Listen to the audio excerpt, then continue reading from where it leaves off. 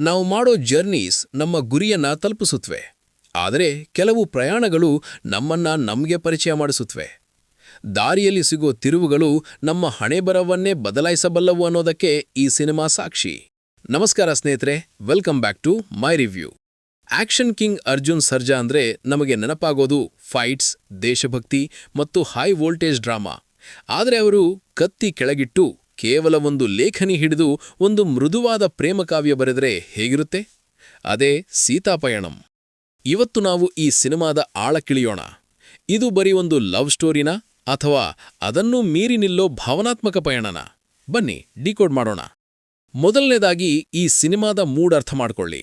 ನೀವು ಅರ್ಜುನ್ ಸರ್ಜಾ ಅವರ ನಿರ್ದೇಶನ ಅಂದ ತಕ್ಷಣ ಇದು ಜೈ ಹಿಂದ್ ಅಥವಾ ಜೆಂಟಲ್ಮ್ಯಾನ್ ತರಹದ ಫಾಸ್ಟ್ ಪೇಸ್ಡ್ ಸಿನಿಮಾ ಅನ್ಕೊಂಡ್ರೆ ತಪ್ಪು. ಇದು 90ರ ದಶಕದ ಕ್ಲಾಸಿಕ್ ಪ್ರೇಮಕಥೆಗಳನ್ನು ನೆನಪಿಸೋ ಹಾಗಿದೆ. ಇದು ಯಾರಿಗೆ ಹಳೇ ಕಾಲದ ನಿಷ್ಕಲ್ಮಶ ಪ್ರೀತಿ ಇಷ್ಟವಾಗುತ್ತೋ, ಯಾರಿಗೆ ಕುಟುಂಬದ ಜೊತೆ ಕೂತು ಮುಜುಗರ ಇಲ್ಲದೆ ಸಿನಿಮಾ ನೋಡಬೇಕೋ ಅವರಿಗೆ ಈ ಸಿನಿಮಾ ಹೇಳಿ ಮಾಡಿಸಿದ್ದು. ಇದೊಂದು ಫೀಲ್ ಗುಡ್ ರೊಮ್ಯಾಂಟಿಕ್ ಡ್ರಾಮಾ. ಇಲ್ಲಿ ರಕ್ತಪಾತ ಇಲ್ಲ, ಕಣ್ಣೀರು ಮತ್ತು ನಗು ಮಾತ್ರ ಇದೆ. ಕಥೆಯ ಟ್ರೆಡ್ ತುಂಬಾ ಸರಳವಾಗಿದೆ, ಆದ್ರೆ ಅದನ್ನ ಹೇಳಿರೋ ರೀತಿ ಇಂಟ್ರೆಸ್ಟಿಂಗ್. ನಾಯಕಿ ಸೀತಾ ಮತ್ತು ನಾಯಕ ಅಭಿಷೇಕ್ ಇವರಿಬ್ಬರ ಬದುಕಿನ ದಾರಿಗಳು ಬೇರೆ ಬೇರೆ, ಆದರೆ ವಿಧಿ ಇವರಿಬ್ಬರನ್ನ ಒಂದು ಕಡೆ ಸೇರಿಸುತ್ತೆ. ಒಂದು ಆಕ್ಸಿಡೆಂಟ್, ಕಳೆದುಹೋದ ನೆನಪುಗಳು ಮತ್ತು ಹುಡುಕಾಟ, ಇವುಗಳ ಸುತ್ತ ಕಥೆ ಹೆಣೆಯಲಾಗಿದೆ. ಈ ಸಿನಿಮಾದ ಸೋಲಿರೋದು ಇದರ ಟೈಟಲ್ನಲ್ಲೇ, ಪಯಣ. ಇದು ಬರೀ ಒಂದು ಊರಿನ ಒಂದು ಊರಿಗೆ ಮಾಡೋ ಪ್ರಯಾಣ ಅಲ್ಲ, ಇದು ಒಬ್ಬ ಮನುಷ್ಯನ ಮನಸ್ಸಿನ ಪರಿವರ್ತನೆಯ ಪಯಣ. ಪ್ರೀತಿ ಅನ್ನೋದು ಕಾಯೋದ್ರಲ್ಲಿದ್ಯಾ ಅಥವಾ ಪಡೆದುಕೊಳ್ಳೋದ್ರಲ್ಲಿದ್ಯಾ ಅನ್ನೋ ಪ್ರಶ್ನೆಗೆ ಸಿನಿಮಾ ಉತ್ತರ ಹುಡುಕುತ್ತೆ. ಟೆಕ್ನಿಕಲ್ ಆಗಿ ಸಿನಿಮಾ ಎಷ್ಟು ಗಟ್ಟಿಯಾಗಿದೆ ಅಂತ ನೋಡೋದಾದ್ರೆ, ಸಿನಿಮ್ಯಾಟೋಗ್ರಫಿ. ಜಿ ಬಾಲಮುರುಗನ್ ಅವರ ಕ್ಯಾಮ್ರಾ ಕಣ್ಣು ಅದ್ಭುತ. ಸಿನಿಮಾದಲ್ಲಿ ಬರೋ ಹಸಿರು, ಮಳೆ ಮತ್ತು ರಸ್ತೆಗಳು ಕಣ್ಣಿಗೆ ಹಬ್ಬ. ವಿಜುವಲ್ಸ್ ಎಷ್ಟು ಫ್ರೆಶ್ ಆಗಿದೆ ಅಂದ್ರೆ ನೀವು ಥಿಯೇಟರ್ನಲ್ಲಿ ಕೂತಿದ್ರೂ ಯಾವುದೋ ಹಿಲ್ ಸ್ಟೇಷನ್ಗೆ ಟ್ರಿಪ್ ಹೋದ ಅನುಭವ ಆಗುತ್ತೆ. ಪ್ರತಿಯೊಂದು ಫ್ರೇಮು ಕೂಡ ಒಂದು ಗ್ರೀಟಿಂಗ್ ಕಾರ್ಡ್ ಥರ ಕಾಣುತ್ತೆ. ಮ್ಯೂಸಿಕ್ ಮತ್ತು ಬಿಜಿಎಂ. ಅನೂಪ್ ರೂಬಿನ್ಸ್ ಮ್ಯೂಸಿಕ್ ಈ ಸಿನಿಮಾದ ಅತಿ ದೊಡ್ಡ ಪ್ಲಸ್ ಪಾಯಿಂಟ್. ಹಾಡುಗಳು ಗುನುಗುನುಸೋ ಹಾಗಿವೆ. ಎಸ್ಪೆಷಲಿ ಎಮೋಷನಲ್ ಸೀನ್ಗಳಲ್ಲಿ ಬರೋ ಬಿಜಿಎಂ ನಮ್ಮ ಮನಸ್ಸನ್ನ ಕರಗಿಸುತ್ತೆ. ಡೈಲಾಗ್ಸ್ ಇಲ್ಲದ ಜಾಗದಲ್ಲಿ ಮ್ಯೂಸಿಕ್ ಮಾತಾಡುತ್ತೆ. ಸ್ಕ್ರೀನ್ ಪ್ಲೇ ಮತ್ತು ರೈಟಿಂಗ್. ಇಲ್ಲಿ ಅರ್ಜುನ್ ಸರ್ಜಾ ಅವರ ಅನುಭವ ಕಾಣುತ್ತೆ. ಬರವಣಿಗೆಯಲ್ಲಿ ಒಂದು ಶಿಸ್ತಿದೆ, ಆದರೆ ಸ್ಕ್ರೀನ್ ಪ್ಲೇ ಸ್ವಲ್ಪ ಹಳೇ ಸ್ಟೈಲ್ ಅನ್ಸುತ್ತೆ. ಇವತ್ತಿನ ಜನರೇಷನ್ಗೆ ಬೇಕಾದ ಫಾಸ್ಟ್ ಕಟ್ಸ್ ಇಲ್ಲಿ ಇಲ್ಲ. ದೃಶ್ಯಗಳು ನಿಧಾನವಾಗಿ ತೆರೆದುಕೊಳ್ಳುತ್ತವೆ. ಕೆಲವೊಮ್ಮೆ ಇದು ಪ್ಲಸ್, ಕೆಲವೊಮ್ಮೆ ಇದು ಮೈನಸ್.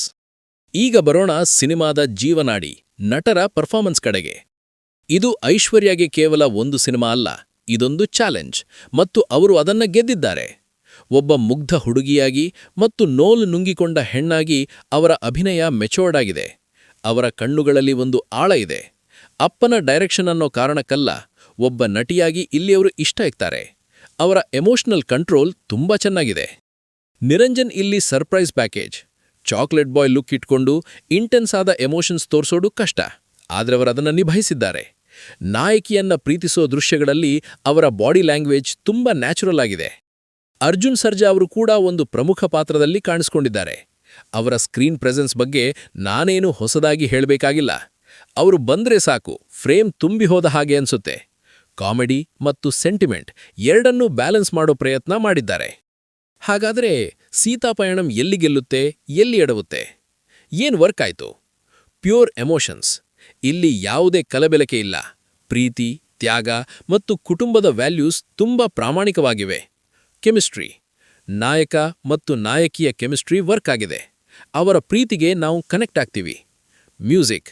ಹಾಡುಗಳು ಥಿಯೇಟರಿಂದ ಆಚೆ ಬಂದ ಮೇಲೂ ನೆನ್ಪಿರುತ್ತೆ. ಏನ್ ವರ್ಕ್ ಆಗ್ಲಿಲ್ಲ? ಪೇಸಿಂಗ್. ಸಿನಿಮಾ ತುಂಬಾ ನಿಧಾನ. ಇವತ್ತಿನ ರೀಲ್ಸ್ ಜಮಾನಿದವರಿಗೆ ಈ ಸ್ಲೋ ಪೇಸ್ ಸ್ವಲ್ಪ ಬೋರ್ ಹೊಡಿಸಬಹುದು. ಎಡಿಟರ್ ಅಯೂಬ್ ಖಾನ್ ಇನ್ನೂ ಸ್ವಲ್ಪ ಕತ್ರಿ ಹಾಕಬಹುದಿತ್ತು. ಕಥೆಯಲ್ಲಿ ಟ್ವಿಸ್ಟ್ ಮತ್ತು ಟರ್ನ್ಸ್ ಕಮ್ಮಿ ಇದೆ. ಮುಂದೆ ಏನಾಗುತ್ತೆ ಅಂತ ನಾವು ಸುಲಭವಾಗಿ ಊಹಿಸಬಹುದು. ಹಳೆ ಫಾರ್ಮುಲಾ ಅನ್ನೋ ಫೀಲ್ ಬರುತ್ತೆ. ಕೆಲವೊಮ್ಮೆ ಸೆಂಟಿಮೆಂಟ್ಸ್ ಸ್ವಲ್ಪ ಜಾಸ್ತಿ ಆಯಿತು ಅಂತ ಅನ್ನಿಸಬಹುದು. ಓವರ್ ಡ್ರಾಮ್ಯಾಟಿಕ್ ಫೀಲ್ ಕೊಡುತ್ತೆ. ಸೀತಾಪಯಣಂ ಮೆದುಳಿಗೆ ಕೆಲಸ ಕೊಡೋ ಸಿನಿಮಾ ಅಲ್ಲ, ಇದು ಮನಸ್ಸಿಗೆ ಹತ್ತಿರವಾಗೋ ಸಿನಿಮಾ. ನೀವು ಲಾಜಿಕ್ ಹುಡುಕೊಂಡು ಹೋದ್ರೆ ನಿರಾಸೆ ಆಗಬಹುದು. ಆದ್ರೆ ನೀವು ನಿಮ್ಮ ಇಡೀ ಫ್ಯಾಮಿಲಿ ಜೊತೆ ಕೂತು ಒಂದು ಕ್ಲೀನ್ ಆದ ಸುಂದರವಾದ ಲವ್ ಸ್ಟೋರಿ ನೋಡಬೇಕು ಅಂದ್ರೆ ಖಂಡಿತವಾಗ್ಲೂ ಟಿಕೆಟ್ ಬುಕ್ ಮಾಡಿ. ಇದೊಂದು old wine in a new bottle. Bottle ಹೊಸದಾಗಿದ್ರೂ ರುಚಿ ಮಾತ್ರ ಆ ಹಳೆ ಕ್ಲಾಸಿಕ್ ಸಿನಿಮಾಗಳದ್ದೇ. ನಾನಿದಕ್ಕೆ ಸ್ಟಾರ್ ಕೊಡಲ್ಲ, ಯಾಕಂದ್ರೆ ಕೆಲವು ಭಾವನೆಗಳಿಗೆ ಸ್ಟಾರ್ಸ್ ಕೊಡಕ್ಕಾಗಲ್ಲ. ಕೊನೆಗೊಂದು ಮಾತು, ದಾರಿ ತಪ್ಪಿದಾಗ ಕೈ ಹಿಡಿಯೋನು ಸ್ನೇಹಿತ, ಆದರೆ ದಾರಿ ಮುಗಿಯೋವರೆಗೂ ಜೊತೆ ಬರೋರು ಸಂಗಾತಿ. ನಿಮ್ಮ ಪಯಣದಲ್ಲಿ ಅಂಥವರು ಸಿಕ್ಕಿದ್ರೆ ನೀವೇ ಅದೃಷ್ಟವಂತರು. ನಿಮಗೆ ಈ ಸಿನಿಮಾ ನೋಡಿ ಏನನಿಸ್ತು ಕಾಮೆಂಟ್ ಮಾಡಿ.